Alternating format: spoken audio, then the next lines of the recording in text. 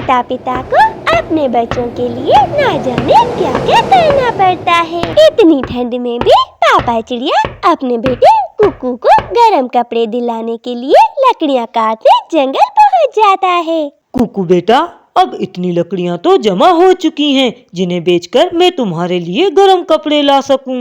इसीलिए अब तुम घर चले जाओ, मैं लकड़ियाँ बेचकर तुम्हारे लिए गर्म कपड़े ले आता हूँ। ठीक है पापा, मैं घर चला जाता हूँ। इतना कहकर कुकू वहाँ से चला जाता है और जो पापा चिड़िया ने लकड़ियाँ काटी थी वो उन्हें उठाकर बाजार बेचने चला जाता है। और रास्ते में पापा चिड़िया को एक जगह पर लकड़ियों का व्यापारी मिल जाता है। पापा चिड़िया वो लकड़ियाँ अच्छे दामों बेच देता है। लकड़ियाँ बेचकर जो पैसे पापा चिड़िया को मिलते हैं उनमें से वो कुकू के लिए गर्म कपड़े ले लेता है। मगर पापा चिड़िया को ये पता न था कि उसे एक जालिम चील अपना शिकार बनाने का सोच रही थी। अरे वाह वाह, इतने ठंडे ठंडे मौसम में गरम गरम पक्षी का मांस खाने में कितना मजा आएगा। और इतना कहकर वो चील पापा चिड़िया की तरफ बढ़ती है। अपने सामने इतनी बड़ी चील को देखकर पापा चिड़िया डर जाता है। अचानक ही वो चील पापा चिड़िया पर हमला कर देती है। सामने ही एक पेड़ पर बहुत बड़ा बाज बैठा हुआ था, वो भी ये सब कुछ देख रहा था।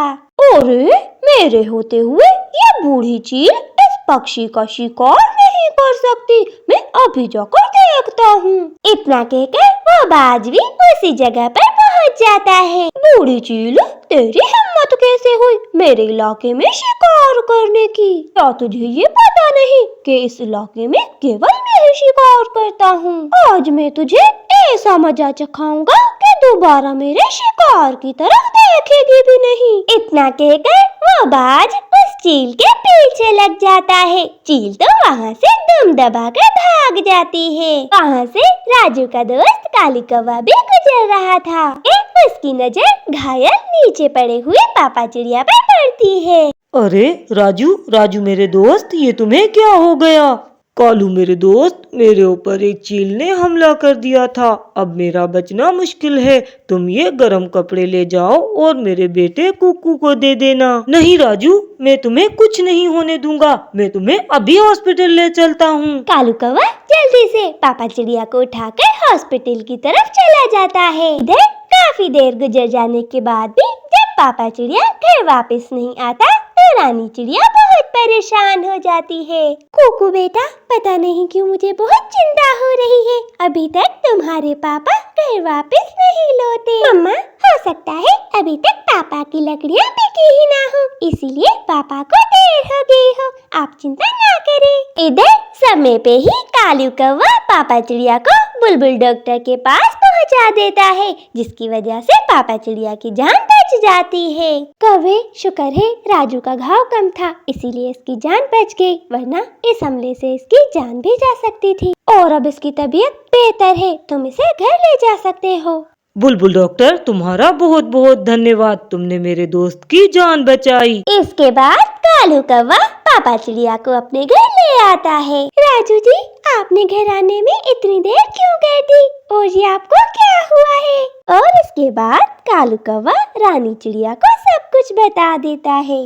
रानी, आज अगर कालू ना होता तो शायद मैं तुम सबके सामने यूं जिंदा ना होता। नहीं दोस्त, ऐसी कोई बात नहीं, मैंने तुम्हें बचाकर तुम पर कोई एहसान नहीं किया, बल्कि दोस्त होने के नाते ये तो मेरा फर्ज था।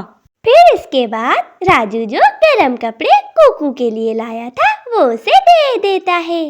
यूं खुशकिस्मती से पापा चिड़िया की जान बच जाती है और वो परिवार फिर से हंसी खुशी रहने लगता है।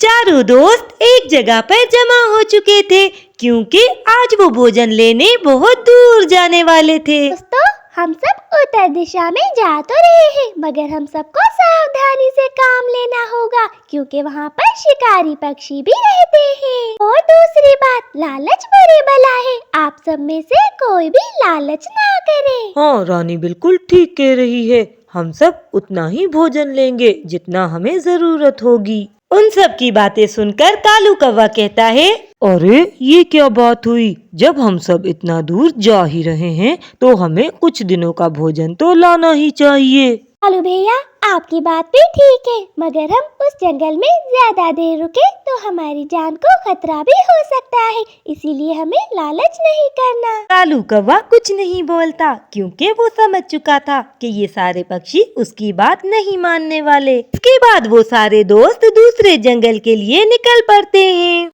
काफी देर उड़ने के बाद वो सब एक बहुत बड़े पेड़ के नीचे बैठ जाते हैं।